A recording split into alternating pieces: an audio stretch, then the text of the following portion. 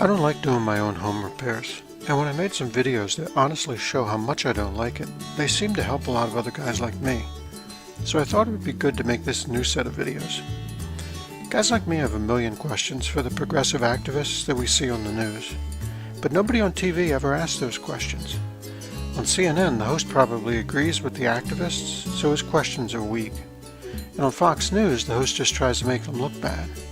Either way, nobody's asking the questions that might actually help us get a feel for where they're coming from, so we might actually understand them a little better.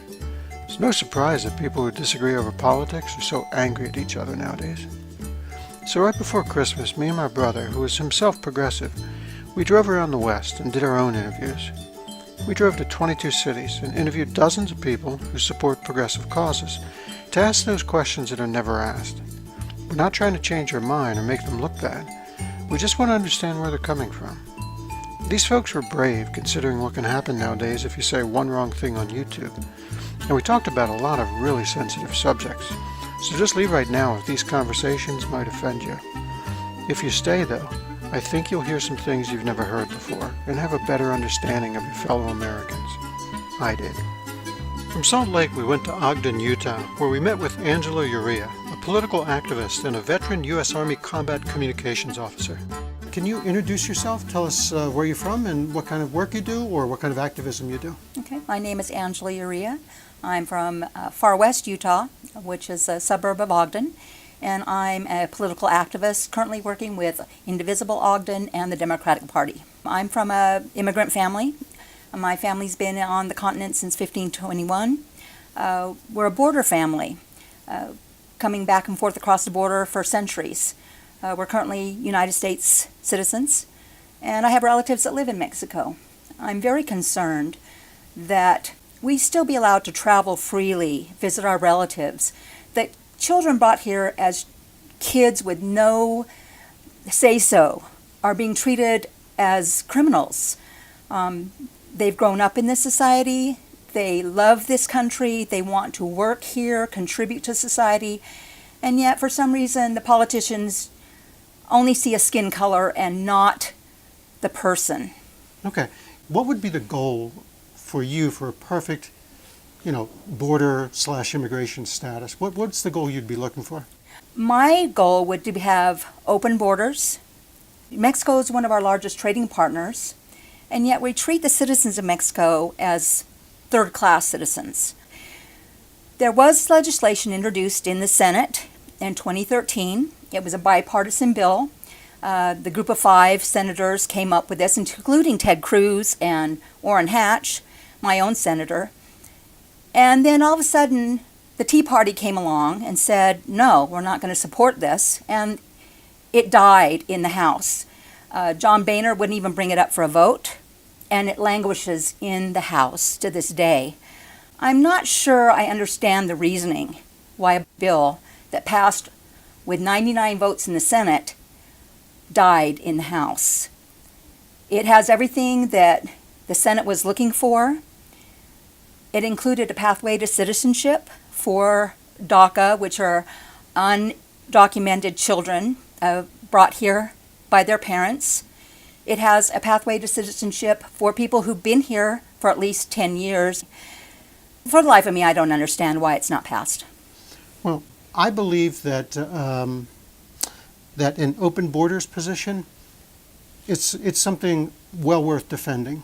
And the first question I always have for people who suggest that is, what's the logical end game to open borders? Okay, this country was founded by immigrants. They are the lifeblood of innovation in this country. Certainly, but I don't want to go uncontested. Those immigrants there were very specific policies in place, and there were discussions going back decades and centuries about how many can you let in and allow the natural assimilation process to happen so that there's still a national identity that is American. I would beg to differ. I believe the national identity is diversity. This falsehood... And what do you base that on? It's a falsehood propagated that only white Americans, Northern Europeans specifically... Nobody's talking about race here. We're talking about assimilation. But again, race is being used as the stick. How so? I don't see anybody saying we should limit immigration to Northern Europeans or to Russians. Do you? Well, those aren't the people who are coming over in the greatest Everybody numbers. wants to come to America. Have you Sure. traveled outside the country? No, sure, yeah. Yeah, everybody wants to come to America. It used to be, and I'm going to go off topic here, before Donald Trump, this used to be the place where people wanted to come. Now those same people are taking their talents to other nations. And that's a dirty darn shame. Presumably people are leaving because there are some dysfunctions or some inadequacies in the place they currently are. Perhaps it's a crude analogy, but you know, if you are in a situation where there's 30 people in the water in a lifeboat with 10 people, and somebody in the lifeboat, you know, has the means of enforcing law, like a gun or something, then I think they would make the decision that, you know, there are going to be 10 people in this lifeboat and they will live. And I'm sorry, the 20 of you who won't fit, you're going to die. And I know that's sad and that's sorry and it's an emotionally, you know, wrenching decision. But isn't that the proper decision? You don't allow enough people to jump on board that will swamp the lifeboat. Now that is primarily, you say it's race. I disagree. Everyone I know who is concerned about this is simply worried about swamping the lifeboat. Okay, so why can't people hold on to the side of the lifeboat and trade off? In the real world, what would make somebody more of a second-class citizen than if they were just hanging onto the sides? Well, I saw one of your interviews earlier, and the person brought up the fact that these people won't be, undocumented workers wouldn't be here unless they were being offered jobs. So why is it the fault of the worker and not the fault of the employer? No, I agree with you 100%. It's absolutely the fault of the employer. It's the fault of the government to not prosecute the employer. We are treating Mexicans like guinea pigs. The Republicans for cheap labor, the Democrats for votes. I abhor both of sides of this. You know, when they ended the Bracero program back in the 1940s, they decided, you know what, we're going to lose agribusiness if we don't let them just cross over and just pretend we don't see. Oh, and by the way, we're not going to prosecute any of the agribusiness ventures who are employing them. So there is plenty of blame to go around. It is an awful situation. We have done a terrible disservice to the Mexican people, to all the immigrants that are coming in. I agree with you 100% on that. Remember, I think it was a year ago or so, where the borders were closed, immigrants were leaving because of the climate, and there were crops that weren't being gathered. And the farmers, the agribusiness, put out ads in the local papers, and nobody showed up. Mm-hmm. So this false argument that these immigrants, undocumented workers, what I like to call wage slaves, are taking away jobs from citizens is absolute nonsense. Well, in the construction industry, I would disagree. When folks will hang drywall for $5 an hour, it's, a lot of guys in construction are telling their sons, don't go into this business. Oh, yeah. Well, I work closely with the unions. I'm a member, an associate member of an organization. And they are trying to help this immigration problem from their point of view. It's depressing their wages, but they don't want to see people suffer. There are programs where they will help undocumented workers get their papers so that they're, again, union members and contributing.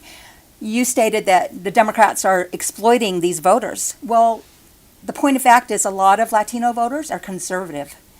And I can personally go door to door in Ogden registering in the Latino neighborhood. I can't guarantee they're going to vote Democratic because they're anti-abortion, and that's very important. And a lot of people will not vote for a Democratic candidate because of that stance. So this false argument that all Latinos are going to vote Democratic isn't true. Okay. Since you are for open borders, is there a logical argument for that doesn't involve emotion? I think there is. However, both sides have taken the emotional viewpoint instead of a logical viewpoint.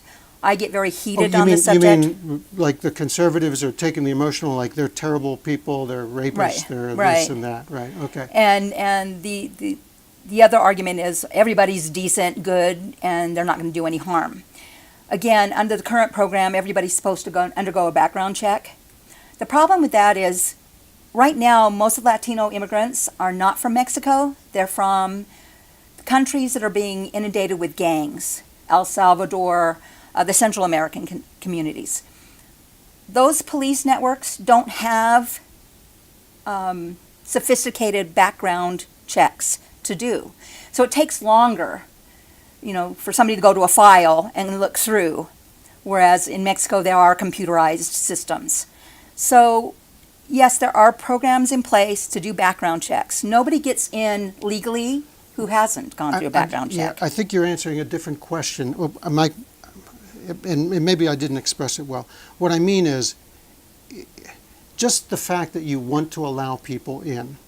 Sure, but I'm not a pied-eyed optimist. But what's the benefit? The role, I believe, of the government is to work on behalf of its citizenry. What is the benefit to the citizenry to have an open border in which there is no criteria that says you have to be able to add value to our society? I don't think I'm advocating such a system. Okay. I'm advocating the current system where legal documented people that have visas do have a background check and can contribute.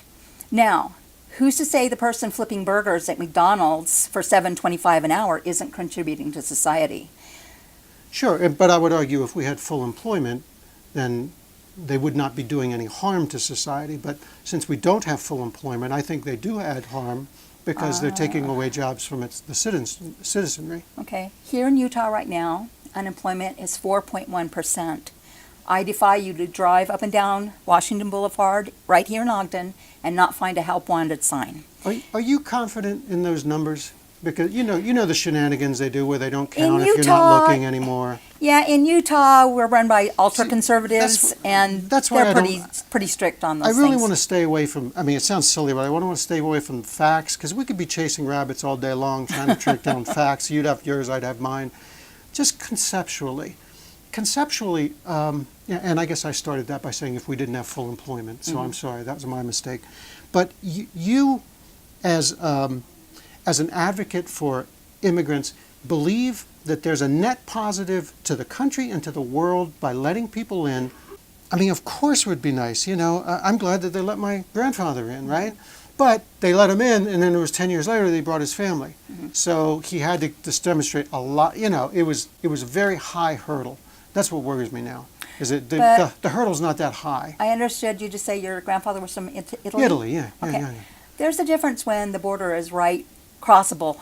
It's easier to cross. This idiotic wall, which won't stop anybody from coming into the country. Now, I can't leave that unchallenged. Are you saying that the Israelis, just kind of built their wall for no good reason? I don't think that has any bearing on... Why not? Everybody keeps saying that. It's just different. It's just keeping people out. You think a terrorist who wants to kill people is any less motivated than a man coming to a new country? Yeah, that's a false argument. How? How many terrorists do you know came across the Mexican border?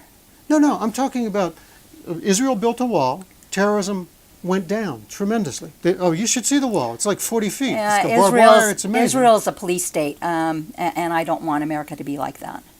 Okay, fair enough. I say fair enough. If that's your opinion, fine. I don't agree with you, but that's fine. That's my opinion, and okay. it's backed by fact. Okay. I defy you to go to Jerusalem and not see thousands of soldiers on every corner. Oh yeah, I've been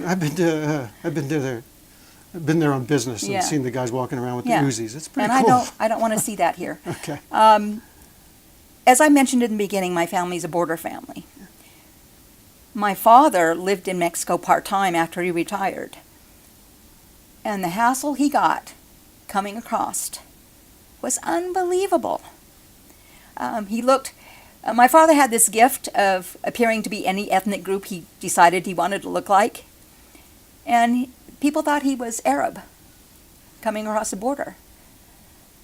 And he got treated like dirt. This is a guy with 23 years in the Air Force. So, this immigration policy just isn't about Mexicans or Latinos. It's about anybody that's not Northern European. The way we're stopping Muslims from coming to this country, Muslims who are being persecuted, who are victims of terror, who are looking for refuge and peace, we're banning them simply because of their religion. So yeah, our immigration policy needs to change. It needs to be tightened a little bit, but not to the point where we're not letting people who want to contribute come in and be part of our nation. Okay. As you said, the whole world wants to come to the U.S. Mm-hmm. What criteria do we use? Background checks. You know, this false narrative that Trump was using, that we don't do background checks on people coming from camps, from resettlement camps, UN camps, is baloney. It takes a year to 18 months to go do a background check. Well, I don't doubt that the backlog, but does that mean that, you know, you've got like somebody researching for 18 months, or does it mean it's on a stack of papers that's 18 months deep, and then they give it 20 minutes worth of review when it finally gets to the top? They're forcing these people to get documentation that's almost impossible. If you're coming from a bombed out city in Syria, it's tough to get the documentation that's required. So it is a paperwork backlog, but it's also intentionally harsh on certain populations. Well, I mean, I guess the practical question, though, is in a modern age when, you know, people can take out hundreds of people that they hate for whatever reason, religion, whatever dysfunction it is that makes them do this. Why is there a need to bring in anybody that doesn't, like, I guess, have a lot going on, have jobs, have family, have, you know, skills, have, I mean, in, you know, Canada, when you had left Hong Kong, you had to bring a certain amount of money. I mean, there's criteria over the years. I'm sorry, I didn't want to argue facts, but you know, what is the compelling reason to bring in? That sounds very, very harsh, but I guess that's my question. Well, what's the compelling reason not to? I've never understood that. The last few... Well, to me, it's wages, it's the medical system, it's the school system. I mean, you ever been to a major, the waiting room at a major metropolitan hospital? Sure, but... Well, and a lot of the people in there are people who are here illegally, and it's a sad fact. But they're there in the emergency room because they don't have insurance. And if you go to the McKay Hospital, right over there, go into that emergency room, they take those families, because usually it's the entire family that's concerned about their loved one being ill, and they sit them down, and you can hear them through the partition. How are you going to pay for this? We're going to set you up on a payment program. They don't get anything for free. That's a lie. It's a lie perpetuated by extremists. They're not getting anything for free. Now, there are programs set up through private donations to help these people pay, but it's not government money. It's private donations. So again, you know, this false narrative that, they're overwhelming the schools. Well, you know, the schools are a gateway to citizenship. They're a gateway to being productive citizens. And what's wrong with teaching children? I've never had children. I pay my taxes. In Utah, all my income tax goes to the school system. I don't begrudge anybody an education. Why should anybody else? I don't care what color skin they have or where they're from. I want them to learn and contribute. Medical, there's no such thing as food stamps for immigrants.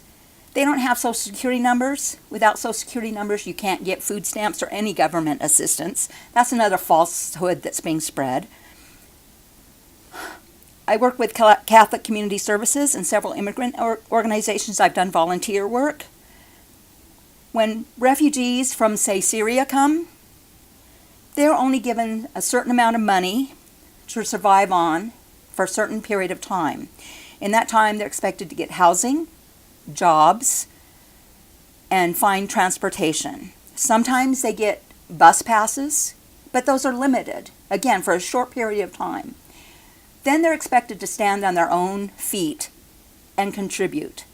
And you were talking about contributing to society. I met a doctor from Syria. He can't get licensed in the United States. He's going to have to go through the entire medical school process. And this is a guy who is a surgeon. So why don't we have a process where he can take a test, pass the AMA requirements, and be a doctor? He's working as an orderly. These are all great issues, yeah. I'm sorry. You know, you're saying that, what are these people doing for our society? My question is, what is our society doing for these people? Yeah, you're right. And the way the kind of the vector I got into it was really harsh. I mean, hey, why bring in anybody in? Here's the flip side of it. Here's the one, what I really should have said, which is it a legitimate concern? Not to be concerned about people coming in because they're a different color than you, or race, or religion than you, but is it a legitimate concern, in your opinion, to be worried about the impact on jobs, on education, on health care, that a kind of unfettered immigration that you describe takes place? No, it's not fair. That's not a legitimate concern. I don't think it is. American citizens should legitimately How many people be do you able to hold. think come in? It's not hundreds of millions of people every year. It's not like we're overwhelmed. I don't want to argue facts, but what you're saying is the people who, like, for example, in their lifetime, seem to see more people here that are undocumented than before. That's a false perception? I think it is. It's a political battering ram. You know, the politicians don't want to talk about livable wage. They don't want to talk about, one of my passions is Medicare for all. They don't want to talk about decent, free public education. We've got Betsy DeVos, who's like the antithesis of what an educated person looks like and acts like. We've got these politicians in charge who have taken our country and turned it 180 degrees, and they're trying to take us to the 50s, the 1850s.